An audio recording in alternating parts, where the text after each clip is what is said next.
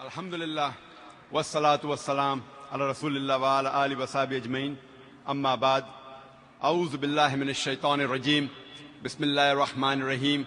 Kul ya ahlal kitab ta'alaw ila kalmatin sawa'in bayna bainakum alla na'budu illa Allah wa la nushrika bihi shay'an wa la yattakhiza ba'duna ba'dan arbaban min dunillah fa in tawallaw faqulu shahadu bi anna muslimun.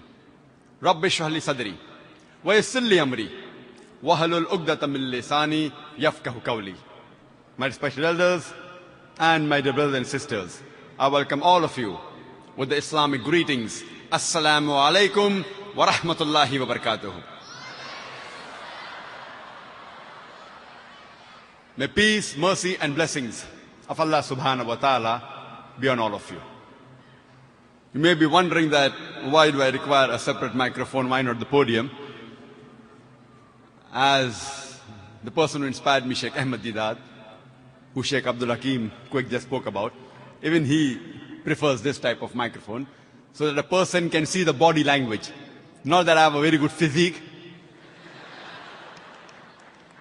but when a person gives a talk, the matter he speaks, according to research, it carries only 7% marks. The 93% is the presentation skills. How do you modulate your voice, the gestures, the eye-to-eye contact, and the body language. Therefore, I request the organizers if they can increase the lighting in the audience.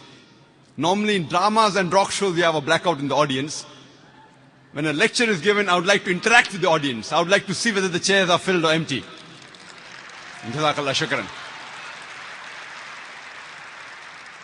In Bombay, we specialize in how to teach about public speaking, how to interact, how to speak with your eyes, how to speak with your hands. So that's the reason I prefer there is light in the audience. This is not a drama or a rock show. The topic of my talk today is similarities between the teachings of Prophet Muhammad, peace be upon him, and the other Abrahamic prophets. Or in other words, similarities between Islam, Christianity, and Judaism.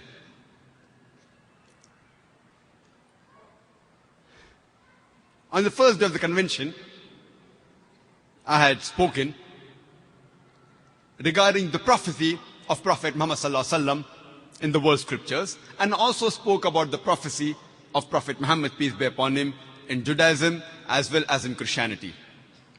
And I mentioned that the Quran says in Surah Fatir, chapter number 35, verse number 24, وَإِم مِّنْ أُمَّةٍ إِلَّا خَلَا فِيهَا نَذِيرٌ. There is not a nation or a tribe to whom we have not sent a warner. By name, only 25 messengers are mentioned in the Quran. But our beloved Prophet Muhammad sallallahu alaihi wasallam said there were 124,000 messengers sent on the face of the earth.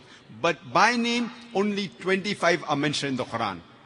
For example, Adam, Noah, Abraham, Moses, Jesus, Muhammad, peace be upon them all. And Islam is the only non-Christian faith which makes it an article of faith to believe in Jesus Christ, peace be upon him. No Muslim is a Muslim if he does not believe in Jesus, peace be upon him. We believe that he was one of the mightiest messengers of Allah subhanahu wa ta'ala. We believe that he was the Messiah, translated Christ. We believe that he was born miraculously without any male intervention, which many modern day Christians today do not believe. We believe that he gave life to the dead with God's permission. We believe that he healed those born blind and lepers with God's permission. But all the messengers that came before the last and final messenger, Prophet Muhammad, peace be upon him, they were only meant for their people, and the message they brought was meant to be followed only till a particular time period. And Prophet Muhammad, peace be upon him, since he was the last and final messenger, he was not sent only for the Muslims or the Arabs, he was sent for the whole of humanity. Similarly, Allah says in the Quran in Surah Ra'd, chapter number 13, verse number 38, وَلِكُلِّنْ أَجْلٍ كِتَابٍ. In every age have we sent a revelation, have we revealed a book. By name, only 4 are mentioned in the Quran: Torah, Zabur, Injil, and the Quran. All the revelations that came before the glorious Quran, they were meant only for a particular group of people, and the message was meant to be followed in totality only till a particular time period. But the last and final revelation, the glorious Quran, was not meant only for the Muslims or the Arabs, it was meant for the whole of humanity. As Allah mentions in Surah Ibrahim, chapter number 14, verse number 1, in Surah Ibrahim, chapter number 14, verse 54, in Surah Baqarah, chapter 2, verse 185, as well as in Surah Az-Zumur, chapter 39, verse number 41, that the Quran was revealed for the whole of humankind. Let us today discuss what are the similarities between Islam, Christianity, and Judaism. Our beloved Prophet Muhammad said, it's mentioned in Sahih Bukhari, volume number 1, in the book of Iman, hadith number 8. The beloved Prophet said, our religion of Islam is based on 5 principles, on 5 pillars. The first is, La ilaha illallah Muhammad Rasulullah. The second is, Aqimus Salat. Third is, to pay zakat. Fourth is Hajj, and fifth is Psalm. Let's discuss the similarities between the pillars of Islam and Judaism and Christianity.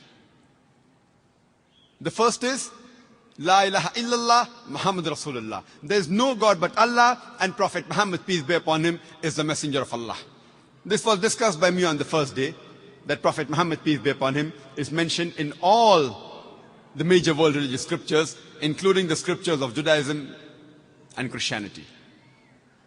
Allah says in the Quran, in Surah Baqarah, chapter number 2, verse number 177, it is not righteousness that you turn your face to the east or west, but it is righteousness that you believe in Allah, that you believe in the last day, that you believe in His angels, His books, and His messengers.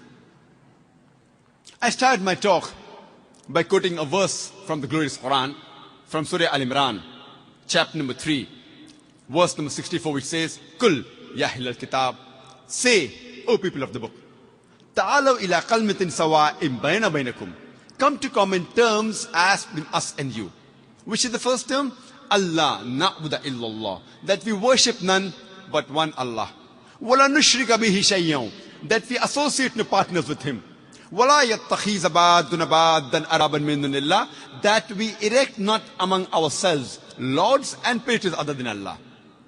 Fa'in tawallaw, if then they turn back, faqulu shahadu, say ye bear witness, bi'anna muslimun, that we are Muslims bowing our will to Allah subhanahu wa ta'ala. This verse, which I call as the master key for doing dawah, says, Ta'alaw ila qalmatin sawa'im baynana baynakum, come to common terms as between us and you. Regarding the concept of God in Islam, the best reply any Muslim can give you is quote to you Surah Ikhlas, chapter number 112, verse number 1 to 4, which says, Qul huwallahu ahad. Say He is Allah one and only. Allahus samad. Allah the absolute and eternal. Lam yalid walam yulad. He begets not, nor is begotten. Walam yakul lahu kufuwan ahad. There is nothing like Him. This is a 4-line definition of Allah subhanahu wa ta'ala, of Almighty God, given in the glorious Quran, which is the litmus test, the touchstone of theology.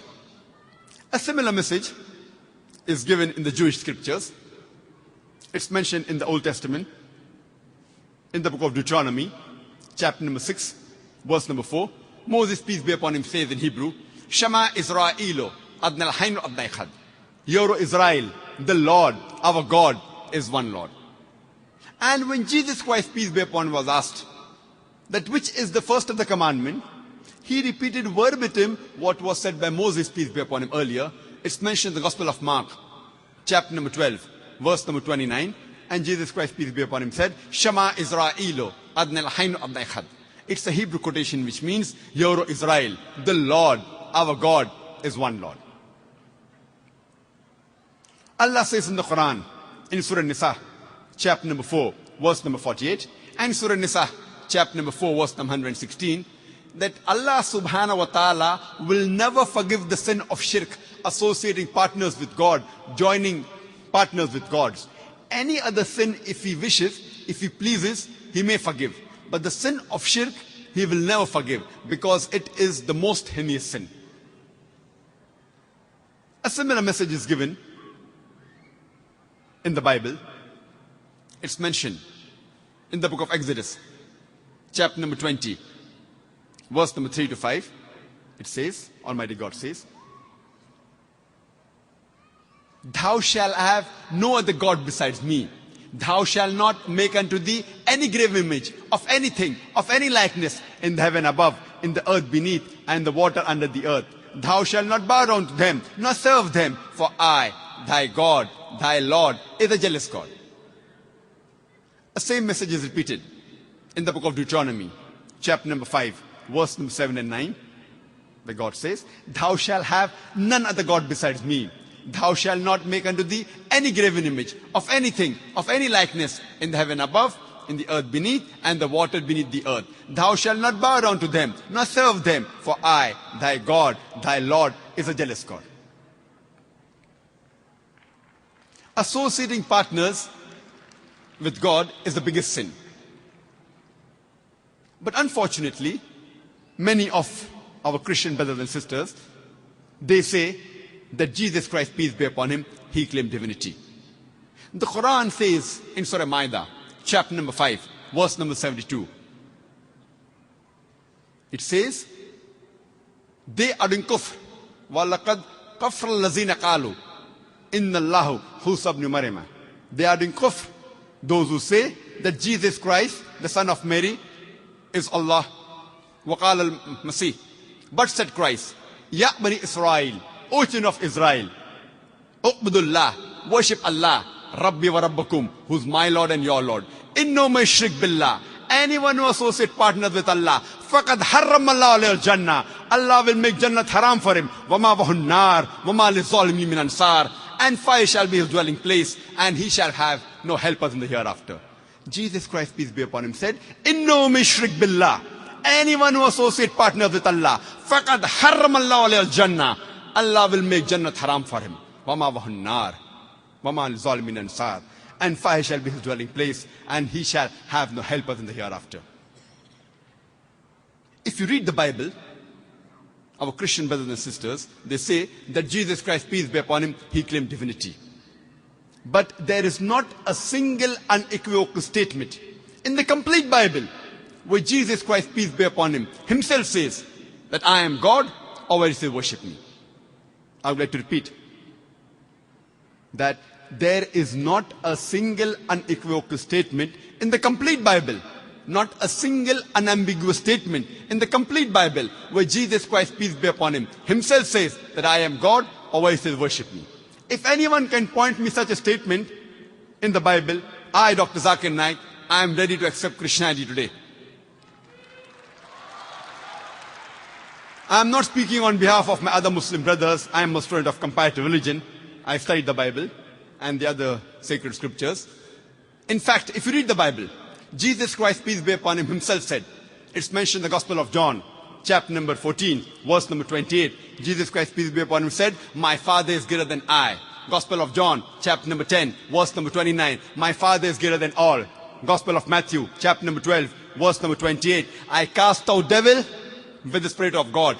Gospel of Luke, chapter number 11, verse number 20. "I with the finger of God, I cast out devil." Gospel of John, chapter number 5, verse number 30. "I can of my own self do nothing. As I hear, I judge, and my judgment is just. For I seek not my will, but the will of my Father." Anyone who says, "I seek not my will, but the will of Almighty God," he's a Muslim. Jesus Christ, peace be upon him, was a Muslim.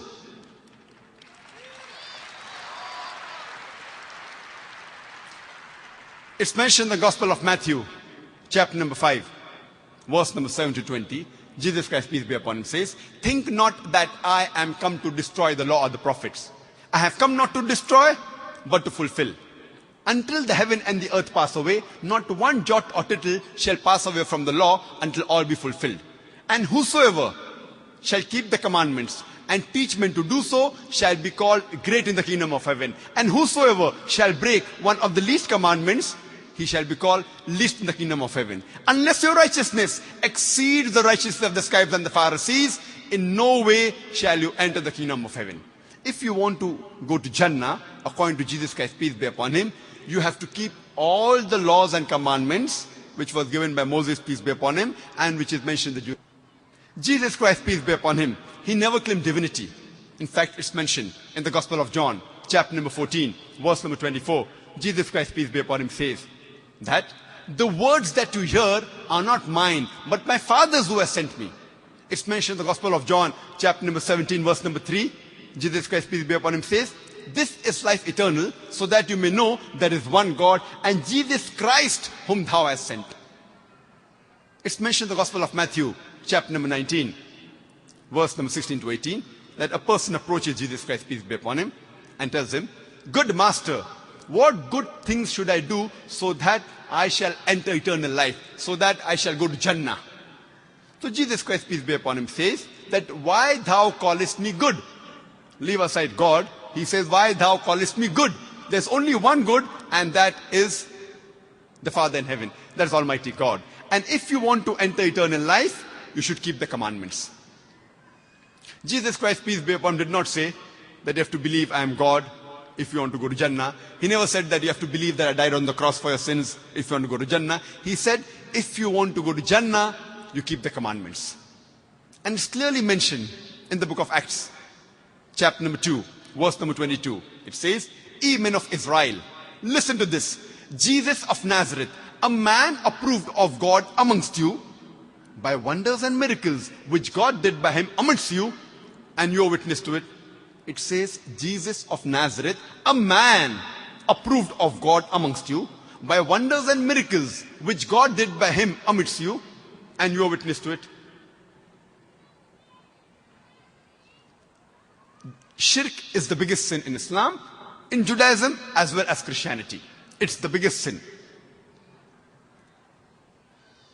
As far as calling Allah subhanahu wa ta'ala by different names, Allah says in Surah Isra, chapter number 17, verse number 110, قُلِ ذُو اللَّهِ عَبِدُ الرَّحْمَنِ أَيَّمَا تَدُوا فَلَوْ الْأَسْمَاءُ الْحُسْنَى. Say, call upon him by Allah or by Rahman. By whichever name you call upon him, to him belongs the most beautiful name. There are no less than 99 different attributes given to Allah subhanahu wa ta'ala in the glorious Quran. You can call him by any name, but it should be a beautiful name. It should not conjure up a mental picture.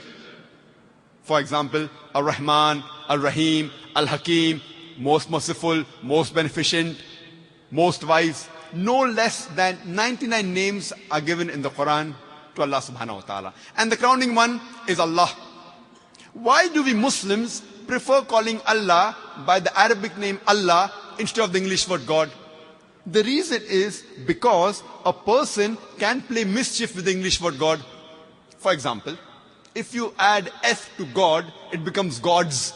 That is plural of God. There's nothing like plural Allah. Kul huwallahu ahad. Say He's Allah one and only. If you add D-E-S-S to God, it becomes goddess, meaning a female God.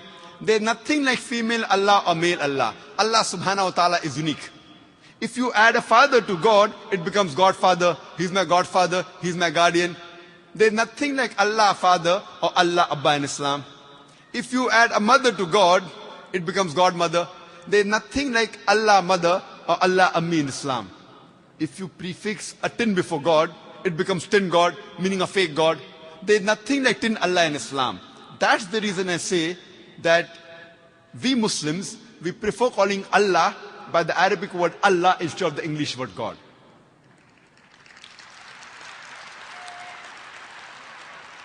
But when a Muslim is speaking to non-Muslims who may not understand the concept of Allah, and if someone uses the word God like the way I am doing and other speakers are doing, I have got no objection, because people may not know the concept of Allah subhanahu wa ta'ala.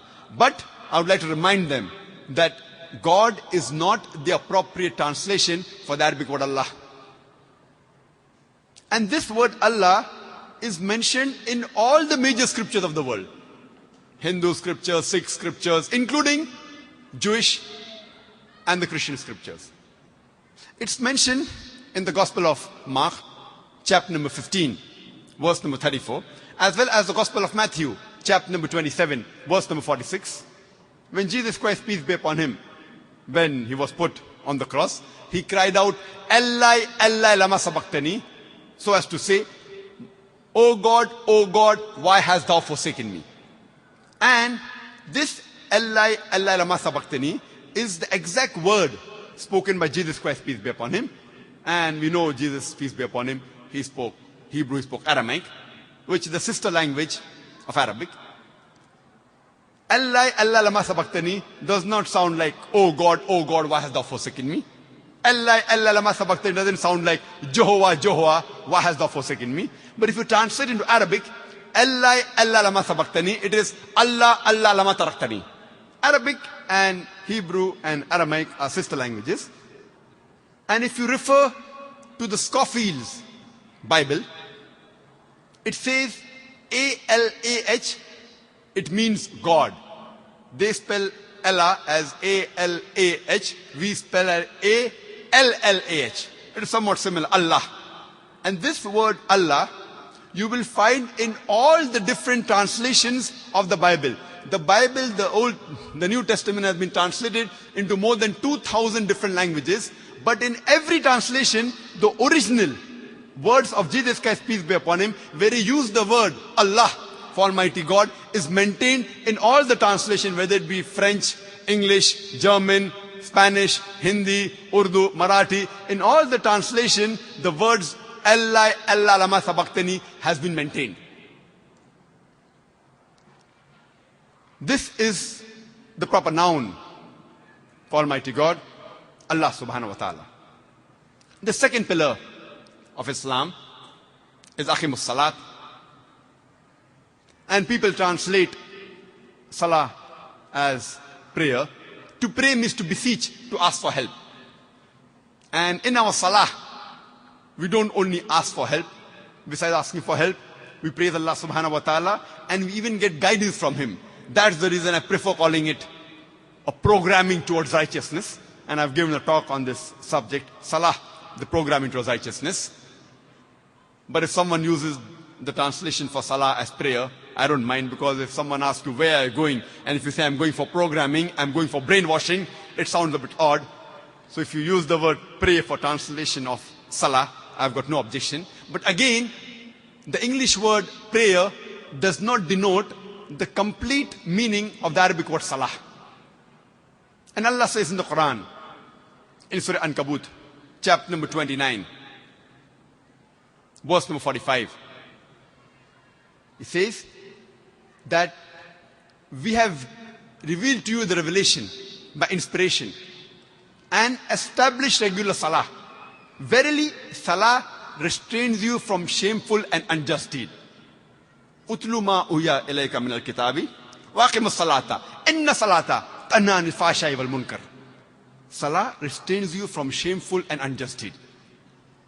And we have to offer Salah minimum 5 times a day. It's given in the Quran in Surah Taha, chapter number 20, verse number 130, as well as Surah Isra, chapter number 17, verse number 78. And before we offer Salah, we usually remove our footwear. This was the commandment given to Allah subhanahu wa ta'ala to Prophet Moses, peace be upon him. It's mentioned in the Quran in Surah Taha, chapter number 20, verse number 11, that he heard a voice. O Moses, verily I am your Lord. Put off thy shoes from thy feet, for thou art in the sacred valley of Tuwa. The same message is given in the book of Exodus, chapter number 3, verse number 5. It says that Almighty God says to Moses, peace be upon him, draw not nigh hither, put off thy shoes from thy feet, for the place where thou standest is holy grounds. This message is also repeated in the book of Acts, chapter number 7, verse number 33, where God says to Moses, put off thy shoes from thy feet, for the place where thou standest is holy ground. So because it's a commandment to Moses, peace be upon him, we Muslims, we normally remove our shoes before we offer Salah. But according to a hadith, a Sahih hadith in Abu Dawud, volume number 1, in the book of Salah, chapter number 240, hadith number 653, Amr bin Shuaib, may Allah be pleased with him, on the authority of his father, he said that his grandfather told him that he saw the Prophet, Muhammad peace be upon him, pray Salah with shoes as well as without shoes. So we can offer salah with shoes, also without shoes. But normally in the mosque we remove our shoes. It was a commandment given to Allah subhanahu wa ta'ala, to Moses. Before salah, we have to do ablution, wudu.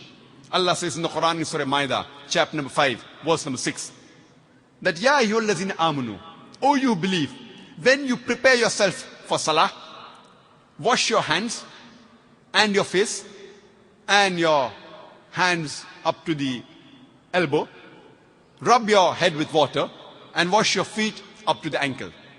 Wudu is compulsory before offering salah. This was the guidance even given to the earlier prophets.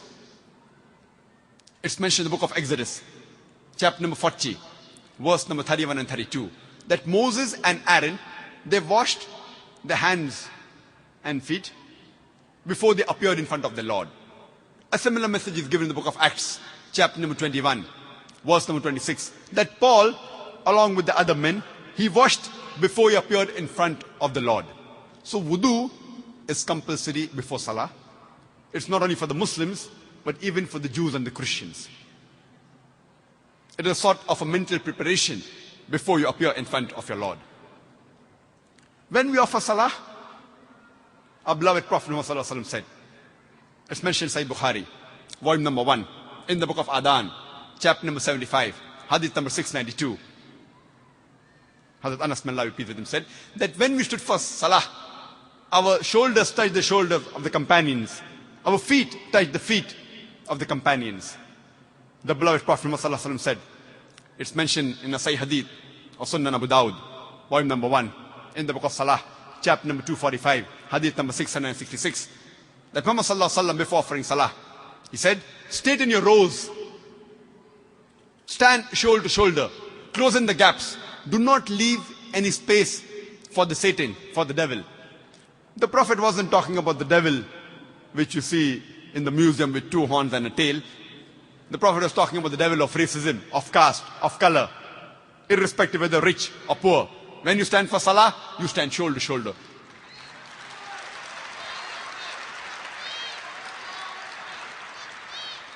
That irrespective whether rich or poor, whether king or pauper, whether white or black, whether yellow or brown, when we stand for salah, we stand shoulder to shoulder. We practically demonstrate universal brotherhood minimum 5 times every day. And the best part of salah is the sujood. No wonder it is mentioned in the Quran no less than 92 times. It's also mentioned in Surah Al-Imran, chapter number 3, verse number 43, where Allah says, Ya Maryam muqliti li rabbiki wasjudi warqi mar raqiin. O Mary, worship the Allah devotedly. Bow down and prostrate yourself. And bow down with those who bow down. Allah repeats the message in Surah Hajj, chapter number 22, verse number 77. That, Ya allazina amanu, O you believe. Bow down and prostrate yourself. And adore the Lord, so that you will be prosperous. And sujood was the way of offering salah of all the prophets of Allah subhanahu wa ta'ala, including the biblical prophets, the prophets of Judaism and the prophets of Christianity. If you read, the Bible says in the book of Genesis, chapter number 17, verse number 3, Abraham, peace be upon him, he fell on his face and he prayed to God. It's mentioned in the book of Numbers, chapter number 20, verse number 6, Moses, peace be upon him, and Aaron, peace be upon him, they fell on their face. It's mentioned in the book of Joshua, chapter number 5, verse number 14, that Joshua fell on his face and he prayed to God. It's mentioned in the Gospel of Matthew, chapter number 26, verse number 39, that Jesus Christ, peace be upon him, in the Garden of Gethsemane, he fell on his face and the Lord appeared in front of him. So all the prophets of God, when they offered salah, they did the sujood, they did prostration. The third pillar is zakat. That's every rich person who has a saving of more than the nisab level, more than 85 grams of gold, should give 2.5% of that excess wealth in charity every lunar year. If every rich human being gives zakat, poverty will be eradicated from this world. There will not be a single human being who will die of hunger. The Quran says in Surah Hashr, chapter 59, verse number 7, that zakat has been prescribed so that the wealth does not circulate only amongst the rich. And the same is mentioned in the Bible. If you read the book of Peter's, the first book of Peter's, chapter number 4, verse number 8, it says, give fervent charity because it covers up multitudes of sin. Giving charity is advised in the Bible for the Jews as well as the Christians. The third pillar is Hajj. That is, every adult Muslim who has the means should perform Hajj. That is pilgrimage to the city of Makkah at least once in his lifetime during the month of Hajj. It is the biggest annual gathering in the world where 2.5 million people from different parts of the world, from USA, from Canada, from UK, from Singapore, Malaysia, India, Pakistan, they come to Makkah, and the men that are dressed up in 2 pieces of unsewn cloth, which is white. You cannot identify the person standing next to you, whether the king or a pauper. We come at the same call, Labbaik, Allahumma Labbaik. Here we are, oh my Lord, here we are at your service. The pilgrimage to Makkah is even prescribed in the Bible, which many of the Muslims, neither the Christians, are aware.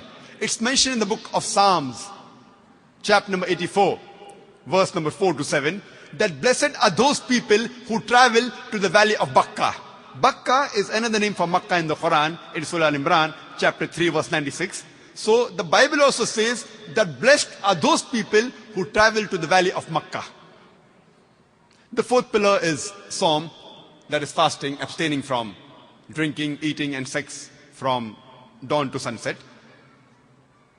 And the Quran says in Surah Baqarah chapter number 2, verse number 183, that fasting has been prescribed to you as it was prescribed to people who come before you, so that you may learn self-restraint. Today the psychologists say that if you can control your hunger, you can control almost all your desires. And there are various medical benefits of fasting. You can give a talk on that. Time doesn't permit me. It increases intestinal absorption. It lowers the cholesterol level. It prevents you from doing many evil things, etc. That's the reason even in the Bible, fasting has been prescribed. It's mentioned in the Gospel of Mark, chapter number 9, verse number 29. And the Gospel of Matthew, chapter number 17, verse number 21, that fasting has been advised, has been prescribed. This was, in brief, the 5 pillars of Islam. These are the pillars, not the complete structure. But if the pillar is strong, inshallah, the structure will also be strong.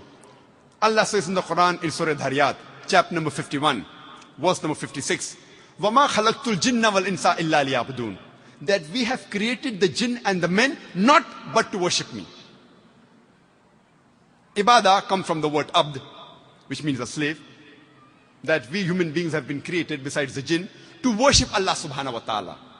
If you obey the commandments of Allah subhanahu wa ta'ala, you are worshipping Allah subhanahu wa ta'ala. You are submitting your will to Allah subhanahu wa ta'ala. For example, if you abstain from the food which Allah has asked you to abstain. For example, Allah says in the Quran, in Surah Ma'idah, chapter number 5, verse number 90, Ya ayyuhal ladhina amanu, O you believe, innamal khamru wal maisuru, most certainly intoxicants and gambling, wal anzab wal azlamu, dedication of stones, divination of arrows, rushtum min amli shaitan, these are Satan's handiwork. Fashtanibu lalakum tuflihun, abstain from this handiwork that you may prosper. So we have been advised that we should abstain from alcohol, from gambling, from idol worship, from dedication of stones, from divination of arrows. Abstaining from alcohol is even advised in the Bible. For the Jews as well as the Christians, it's mentioned in the book of Proverbs, chapter number 20, verse number 1, that wine is a mocker. Strong drink is raging. Whoever has it is deceived. It's mentioned in the book of Ephesians, chapter number 5, verse number 18, that be not drunk with wine. So if you abstain from drinking alcohol, you are following the teachings of Allah subhanahu wa ta'ala and the Prophet, and you're submitting your will, you're doing ibadah. Allah says in the Quran, in no less than 4 different places. In Surah Baqarah chapter number 2, verse number 173. In Surah Ma'idah chapter number 5, verse number 3. In Surah Anam chapter number 6, verse number 145. And Surah Nahl chapter number 16, verse number 115. Hurrimat alaykumul maytatu waddamu walahmul khinzir. Wama uhilla li ghayrillah bi. Forbidden for you for food are dead meat, blood, the flesh of swine, and any food on which any name besides Allah's name is invoked. These 4 foods have been prohibited for the Muslims in the Quran. These 4 types of food are even prohibited in the Bible. The Bible mentions in the book of Leviticus, chapter number 17, verse number 5, and the book of Deuteronomy, chapter number 14, verse number 21, that you shall not eat that which dieth of itself. So dead meat is prohibited even for the Jews and the Christians. And drinking blood, having blood has been prohibited in the Bible in no less than 5 different places. In the book of Genesis, chapter number 9, verse number 4. In the book of Leviticus, chapter number 17, verse number 14. In the book of Deuteronomy, chapter number 12, verse number 16. In 1 Samuel, chapter number 14, verse number 33. As well as the book of Acts, chapter number 15, verse number 29. It says, it advises that having blood is prohibited. The Bible says in the book of Leviticus, chapter number 11, verse number 7 and 8, that the swine, though it has hooved feet and it's cloven-footed, it chews not the cud. It's unclean for you. You shall not touch its carcass, nor eat its meat. It's unclean for you. The same message is repeated in the book of Deuteronomy, chapter number 14, verse number 8, that the swine, the pig, though it had cloven-footed, it chews not the cud. Thou shalt not eat its flesh, nor touch its carcass. It's unclean for you. And eating of pig is also prohibited in the book of Isaiah, chapter number 65, verse number 2 to 5. So no less than 3 places eating of pork, the flesh of swine, is prohibited. The hikmah behind it, you can refer to my cassette, Misconception About Islam. I've given the hikmah, why pork is prohibited. Regarding eating any food on which any name besides Allah's name is invoked, is mentioned in the book of Acts, chapter number 15, verse number 29, as well as the book of Revelations, chapter number 2, verse number 14, that you shall not have the meat or anything else which is put on the idols. In the conclusion of my talk, I'd just like to mention a couple of more similarities. There are several, time doesn't permit us to go into the details. I'll just touch on the modesty. The hijab that is mentioned, as I mentioned in my answer yesterday, that Allah first speaks about the hijab for the man and then for the woman. Allah says in Surah Nur, chapter number 24, verse number 31, verse number 30, that say to the believing man that he should lower his gaze and guard his modesty. Whenever a man looks at a woman, any brazen thought, any unashamed thought comes in his mind, he should lower his gaze. The same message was given by Jesus Christ, peace be upon him. It's mentioned in the Gospel of Matthew, chapter number 5, verse number 27 and 28. Jesus Christ, peace be upon him, says that it was told of the old times that thou shalt not commit adultery. But I say unto you, whosoever looketh upon a woman to lust after her has already committed adultery in his heart. So Jesus Christ, peace be upon him, said that previously the law was not to commit adultery. But I say unto you, whosoever looketh upon a woman to lust after her has already committed adultery in his heart. Regarding the hijab for the woman, Allah gives the guidance in Surah Nur, chapter number 24, verse number 31, as well as Surah Ahzab, chapter 33, verse number 59. If you refer to the Quran and Sahih Hadith, there are basically 6 criteria for hijab. The first is the extent which differs between the man and the woman. For the man, it's from the navel to the knee. For the woman, the complete body should be covered. The only part that can be seen are the face and the hands up to the wrist. Certain scholars say when this should be covered. The remaining 5 criteria are the same for the man and the woman. The second is the clothes should not be transparent. The third is it should not be tight-fitting so that it reveals the figure. Fourth, it should not be glamorous so that it attracts the opposite sex. Fifth, it should not resemble that of the opposite sex. And sixth, it should not resemble that of the unbeliever. These criteria are even given in the Bible. If you read the book of Deuteronomy, chapter number 22, verse number 5, it says, the woman will not wear clothes that which pertain to a man. Neither shall a man wear clothes that which is of a woman. All those who do that are an abomination to the Lord. It's mentioned in the 1 Timothy, chapter number 2, verse number 9. It says that the woman should be dressed up with modesty, with shamefacedness and sobriety. They should not wear braided hair of gold or pearl or costly array. And you see the photograph of Mother Mary, she's like a Muslim. And it's said in the 1 Corinthians chapter number 11, verse number 5 to 6, that a woman when she prays, if she uncovers the head, she dishonors the head, her head should be shaved off. Head should be shaved off. And if following the teachings of Jesus Christ, peace be upon him, makes a person a Christian, I would like to say that we Muslims are more Christian than the Christians themselves.